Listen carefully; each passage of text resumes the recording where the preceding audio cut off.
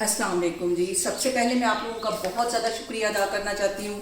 जिस तरह कमेंट्स में आप मेरी हौसला अफजाई करते हैं और मेरी रेसिपीज़ को पसंद करते हैं। आज मैं बनाने लगी हूँ बहुत ही मज़े का एक पराठा। आप इसे ब्रेकफास्ट पे बना के खा सकते हैं, वैसे बच्चों को लंच बॉक्स में दे सकते हैं। बहुत इजी तरीके के साथ इसकी रेसिपी शेयर करूँगी और बहुत ही ये टेस्टी बनता है। और इस दुआ के साथ हम इसको बनाना शुरू करते हैं कि जहाँ रहें हंसते रहें और हंसाते रहें। यहाँ पे मैंने ले लिया है तकरीबन 2 कप के जितना मैदा और इसके अंदर मैं बाकी चीज़ें ऐड करती हूँ। तो यहाँ पे सबसे पहले आधा टीस्पून के करीब इसमें मैं डाल दूँगी नमक और 1 टीस्पून भर के इसमें मैं डाल दूँगी चीनी और इसके साथ ही इसके अंदर मैं डाल दूँगी तकरीबन आधा टीस्पून के करीब ही बेकिंग पाउडर और 1 टेबलस्पून भर के इसमें डाल देंगे हम कुकिंग ऑयल, ताकि हमारा ये जो पराठा है वो सॉफ्ट सा बने। इन सारी चीज़ों को पहले अच्छी तरह मिक्स कर लेना है और फिर रूम टेम्परेचर पे पानी लेके इसको अच्छी तरह गूंद देना है, जैसे कि हम नॉर्मल रोटी के लिए आटा गूंदते हैं। और वैसा ही आटा गूंद देना है जैसा कि हम आम रोटियों के लिए आटा गूंदते हैं। इसको मैं गूंद के अच्छी तरह रखती हूँ, तो फिर मैं आपको दिखाती हूँ।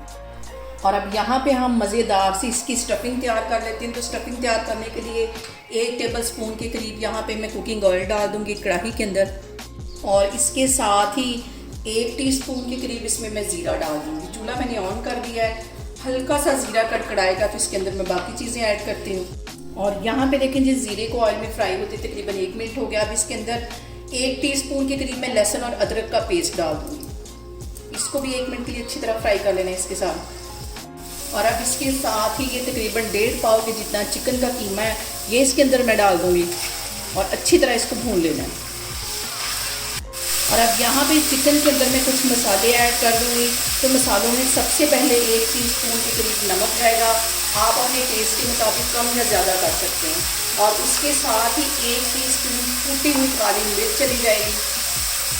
आधा टीस्पून इसके अंदर गरम मसाला चला जाएगा। 1 टीस्पून इसमें रेड वाली मिर्च चली जाएगी। सारे मसाले डालने के बाद इसको अच्छी तरह भून लेना है। और यहाँ पे देखें जी, चिकन के कीमे को भूनते हुए मुझे तकरीबन 5 मिनट हो गए हैं।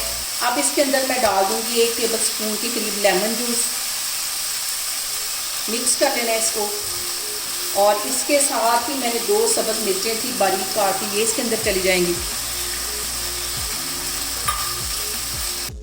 और यहाँ पे देखें जी, कीमे को भूनते हुए मुझे तकरीबन 10 मिनट हो गए हैं। अब इसके अंदर मैंने एक छोटे साइज़ का प्याज ले लिया था, इसको बिल्कुल बारीक चॉप कर लिया, ये इसमें चला जाएगा। ये डालने के बाद भी इसको 2-3 मिनट के लिए हम अच्छी तरह भून लेंगे। और यहाँ पे देखें जी, कीमा हमारा तैयार हो गया। इसको मैं एक साइड पे करती हूँ।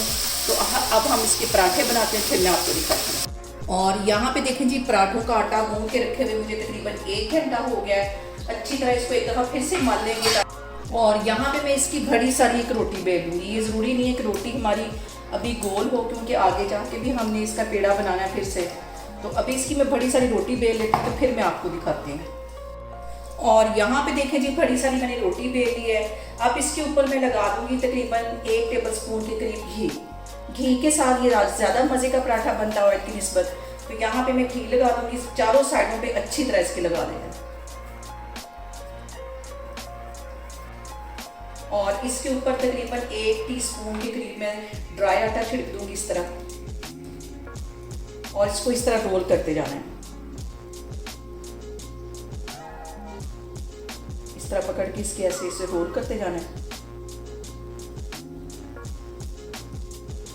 बहुत इजी है ये पराठा इस तरह बनाना। इसको यहाँ से पकड़ के थोड़ा सा हम लंबाई में खींच लेंगे, ताकि इसकी ज़्यादा सारी परतें बने।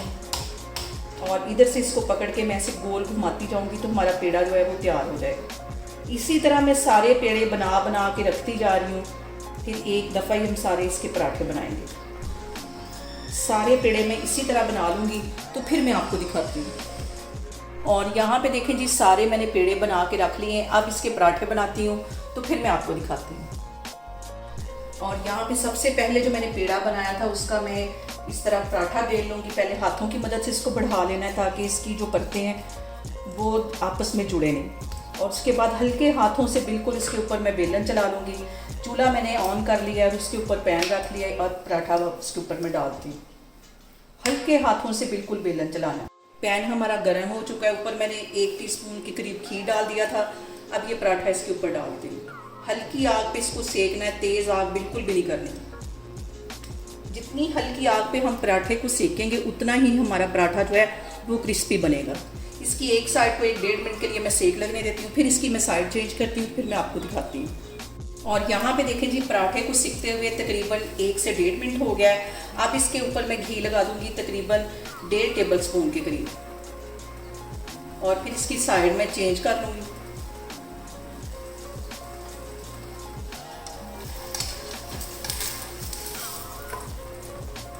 और इस साइड पे भी लगा देना है घी, तकरीबन 1 टेबल स्पून के करीब इस साइड पे भी मैं लगा दूंगी, और इसको हल्की आग पे मैं सिकने दूंगी। और अब यहाँ पे मैं इसकी साइड चेंज करती हूँ, और यहाँ पे आप देखें इसकी परतें कितनी ज़्यादा खुली। ये वाली जो साइड है इसको भी अच्छी तरह सेक लगा लेना है, और चम्मच की हेल्प से इसके ऊपर मैं अंडा लगा दूंगी। फेंट के मैंने रखा हुआ था, ये इसमें चला जाएगा। ज़्यादा नहीं डालना, बस हल्का हल्का इसके ऊपर लगाना है, बस हल्का सा अंडे का टेस्ट आना चाहिए।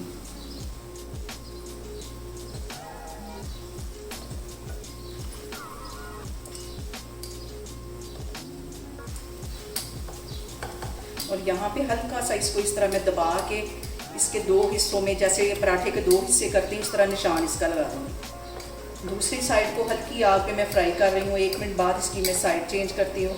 अब मैंने अंडे वाली साइड को ऊपर कर दिया है, और इसके ऊपर मैं रख दूँगी मोज़रेला चीज़।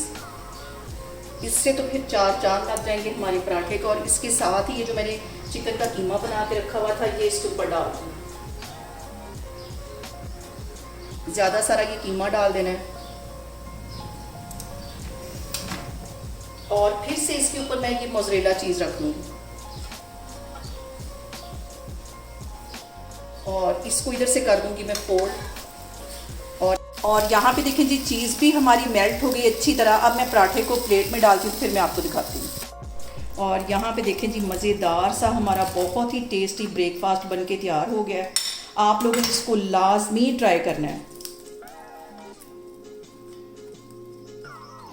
मज़ेदार सा हमारा पराठा बन के तैयार हो गया है। आप लोग इसको लाजमी ट्राई करें, और मुझे कमेंट्स में बताएं कि आपको मेरी रेसिपीज़ कैसी लगती हैं, और मेरी वीडियोस को ज़्यादा से ज़्यादा शेयर करें, और मुझे सब्सक्राइब करें, और अपना बहुत सारा ख्याल रखें। इंशाल्लाह ताला मैं एक और वीडियो में आपके सामने आऊँगी। अल्लाह हाफिज़।